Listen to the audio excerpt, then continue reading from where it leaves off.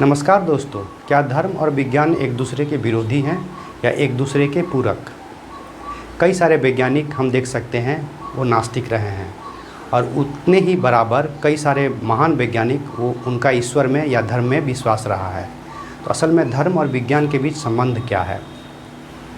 कई वैज्ञानिकों का मत है कि धर्म और विज्ञान एक दूसरे के पूरक नहीं हो सकते, वो एक दूसरे के हमेशा कट्टर विरोधी ही हो सकते हैं।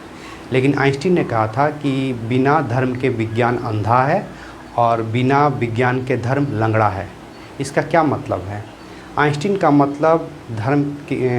का मतलब यहाँ धर्म का मतलब दर्शन था, न कि धार्मिक मान्यताएं थी।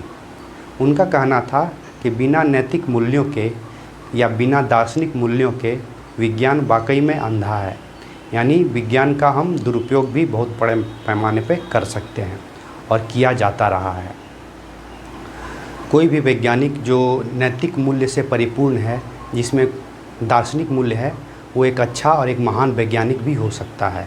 तो आइंस्टीन का इसी कारण से कहना था कि बिना धर्म के विज्ञान अंधा है और बिना विज्ञान के धर्म लंगड़ा है। इसका क्या मतलब है?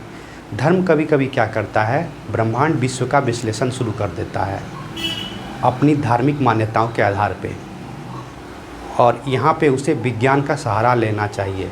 जब वो विज्ञान का सहारा ना लेकर अपनी धार्मिक मान्यताओं के आधार पर विश्व ब्रह्मांड का विश्लेषण शुरू करता है, तो यहाँ से कई अंधविश्वासों का जन्म होता है और ये अंधविश्वास मनुष्य के लिए बहुत ही हानिकारक है। जो जितना अंधविश्वास होगा वो इतना पिछड़ा होगा। इसी कारण से हमें विश्व ब्रह्मांड का विश्लेषण करने के लिए विज्ञान की आवश्यकता होती है, ना कि धर्म की। इसी कारण से आइंस्टीन ने कहा था कि धर्म जो है लंगड़ा है बिना विज्ञान के। धर्म के प्रायः दो भाग होते हैं, उनकी धार्मिक मान्यताएं और दार्शनिक मूल्य।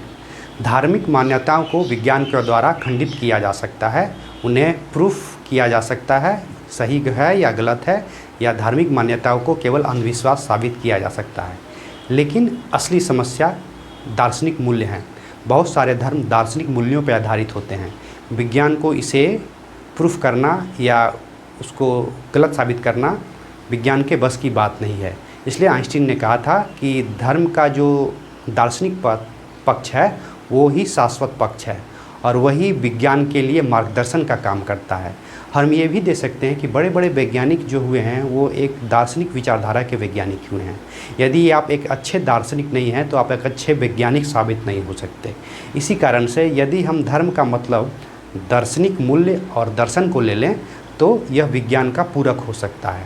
लेकिन यदि धर्म का मतलब धार्मिक मान्यताओं के आधार पर विश्व ब्रह्मांड का विश्लेषण करना या धार्मिक मान्यताओं को ही सत्य मानकर उस पर विश्वास करना, तब यहाँ विज्ञान का विरोधी हो जाता है। तो धर्म और विज्ञान एक दूसरे के विरोधी भी हो सकते हैं और एक दूसरे के पूरक भी हो सकते हैं।